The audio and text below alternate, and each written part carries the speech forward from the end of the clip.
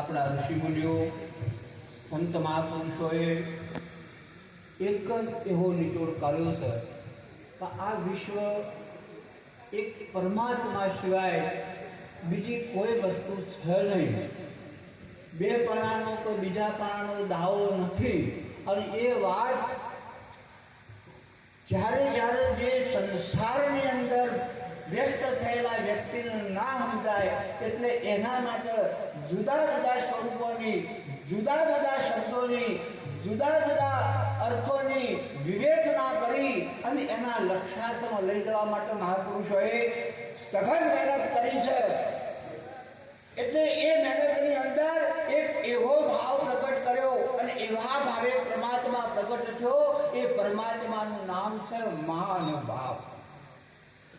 એ એક પરમાત્માનું એવું સ્વરૂપ આ જગતની અંદર મહાપુરુષે એવી વાત કરી, વિશ્વનો ઋણ ગમે એવો હોય તો ચૂકવી શકાય, પણ એક મા, એક બાપ અને એક સદગુરુ, આ ત્રણનું ઋણ આ વિશ્વમાં કોઈ વ્યક્તિ ના ચૂકવી શકે.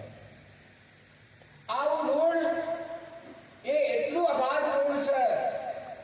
આ જગતની અંદર મા અને બાપની તમે વાત કરો તો જ્યારે દીકરો હોય કે દીકરી હોય, પણ એ મા બાપની ઓખમાંથી દેશમાં હોય, વિદેશમાં હોય, પ્રદેશમાં હોય, ખેમમાં હોય, ખેતરમાં હોય, ગામમાં હોય, પાડોશમાં હોય, દીકરો હોય યા દીકરી હોય, પણ જ્યારે એ મા બાપની નજરના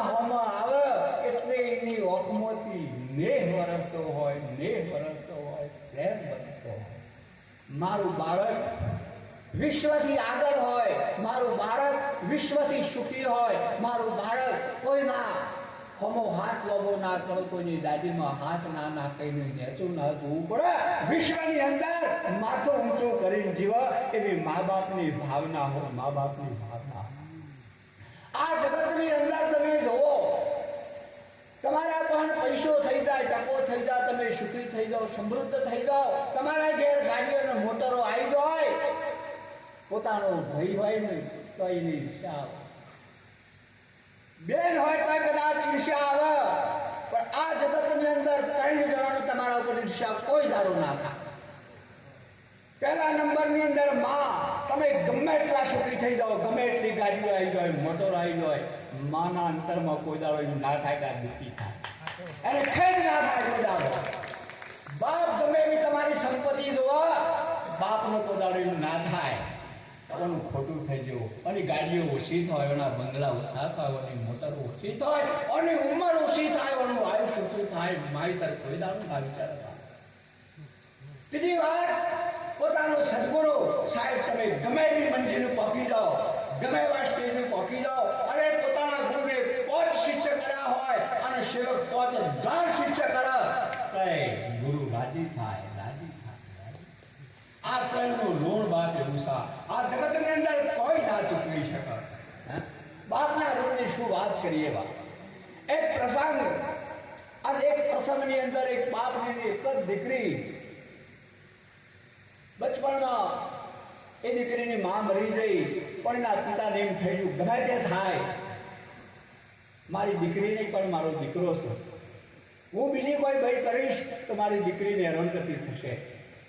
બીજો લગ્ન ના કર્યો, દીકરીને મોટી કરી, પરિસ્થિતિ એટલી કંગાળ, એટલી પરિસ્થિતિ કંગાળ, એ દીકરીનો લગ્ન કરવા માટે એને ઉસી પાસીના પૈસા લેવા પડ્યા. બાપ દીકરીને વળાઈ તાણ કોઈ હાલી હટ્યો ના.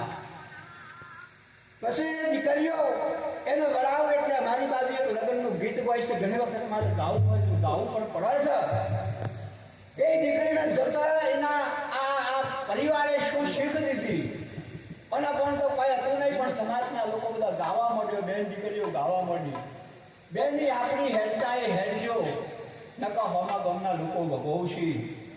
બેટા જો તને કોઈ આલ્યું નહીં, મારા પણ કોઈ સંપત્તિ નહીં, એના બાપે કીધું કે આવું ગણું ના ગામ, મારી દીકરીને આવું ગણું ના શકો, મારી દીકરીને મેં મારું હમીર અને મારું જીવન એને સુપ્રત કરીશ, ના લોહીમાં મારા ગુણો છે, મારી દીકરી કદાચ ખરાબ કર્મ કરે, મારું નામ રોશન કરશે, જગતમાં મારું નામ રોશન કરશે.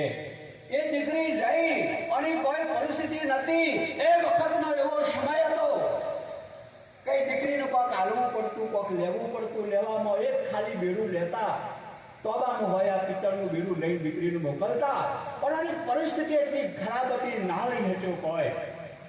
12 મહિના 2 વર્ષ થયા, દીકરી ઘેર આવી અને મજૂરી કરી, થોડો પૈસો બચ્યો, એટલે કીધું કે બેટા તારો લગ્ન થયો, તારો લગ્ન થયો વખત તને કોઈ નથી આલ્યું, પણ આજ મારા પણ થોડોક પૈસો બચ્યો, થોડી મહેનત કરી છે બેટા, કોક માં જ મારા પણ કે બાપુ કોઈ લેવું નહીં, તમે સુખી મને પ્રેમથી બોલાવશો ઘણું થઈ ગયું. કે ના બેટા, તને લગ્ન કરી વખત કશું નહીં આવ્યું, આજ કોક માં જ.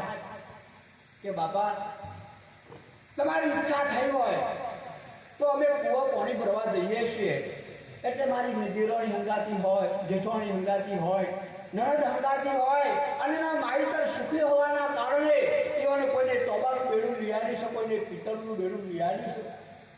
મારે તમે કોઈ લઈ આવ્યું નહીં, મારે માટીનું બેડું લઈને પાણી ભરવા જવું પડે છે. એ લોકો મને ખૂબ નાનો બોલે છે, કોના બાપે કોઈ નહીં લઈ આવ્યું, એના બાપે કોઈ નહીં લઈ આવ્યું. જો તમારા પણ કોઈ બચત થઈ હોય તો મને એક તોબાનું બેડું લઈ આવ્યો. એના બાપા કીધું બેટા લઈ આવ, એટલા પૈસા તમારા પણ છે.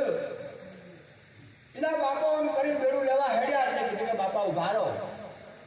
કે બોલ બેટા, કે તમે જે બેડું લાવો ને એ બેડા ઉપર નોંધ મારું લખાવજો. એના બાપાએ કીધું કે બેટા તારી દેરોણી, તારી નણદ, તારી જેઠાણી તને મેણા બોલતી હોય તો એને કીધું કે તારા બાપાએ કોઈ નહીં લઈ આવ્યું, તારા બાપાએ કોઈ નહીં લઈ આવ્યું. આજ મારું નામ લખાવું તો એમને ખબર પડે. એના બાપાએ બેડું લઈ આવ્યું કે બાપા સાચી વાત છે, હું અહીંથી લઈ જઉં છું અને ખબર પડશે ને ખબર ના પડે તો કોઈ વાંધો નહીં, પણ અમે કુવા પાણી ભરવા જઈએ છીએ એટલે કુવા ઉપર જ્યાં પછી પેડા ઉપર નહેર ચડ્યો હોય તો એ મારી નણદ, મારી દેરાણી, મારી જેઠાણી એ બેડામાં પાણી નાખી એના ઉપર ધૂળ નાખી અને હાથ ઘસી અને બેડાને ચોખ્ખું કરે છે, અને એ બેડા ઉપર તમારું નામ હોય અને તમારા નામ ઉપર ધૂળ પડે વાત મને મંજૂર નહીં, મારા નામ ઉપર ધૂળ પડે તો કુરબાન, પણ મારા બાપના નામ ઉપર ધૂળ ના પડવી જો. આટલી આ દીકરીની લાગણી ને પ્રેમ ભાવ સાહેબ, એવા માહિતીનો દીકરો હોય, આવા ઉજ્જવળ પ્રસંગો થતા હોય બાપ. તો મહાપુરુષે ભજનમાં આગળ કીધું,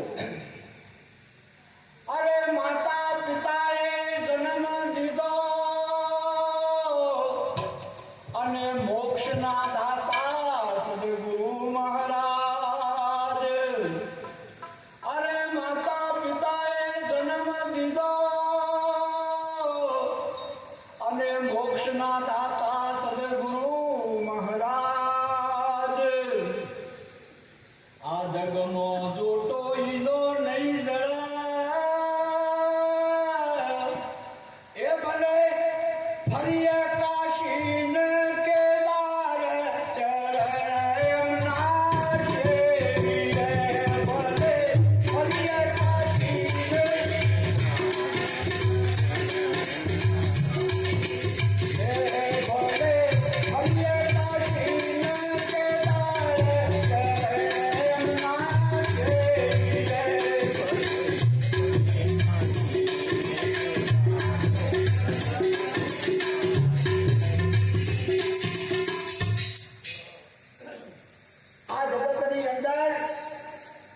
માતા પિતાએ જન્મ દીધો, માતા પિતાએ જન્મ દઈ પરમાત્માને મળવાનું એક સાધન આલ્યું, એ માઈતરનો ગુણ.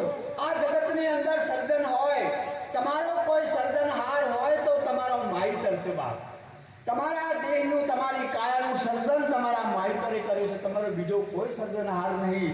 તમારો સર્જનહાર તમારો મા બાપ, તમારા મા બાપે સર્જન કરી આ વિશ્વની અંદર એવા ગુણ, એવો પ્રેમ, એવો ભાવ, એવો સત્સંગ સંભળાવી અને મનુષ્યનું જે તેજ છે એટલે લઈ જવાની કોશિશ કરી.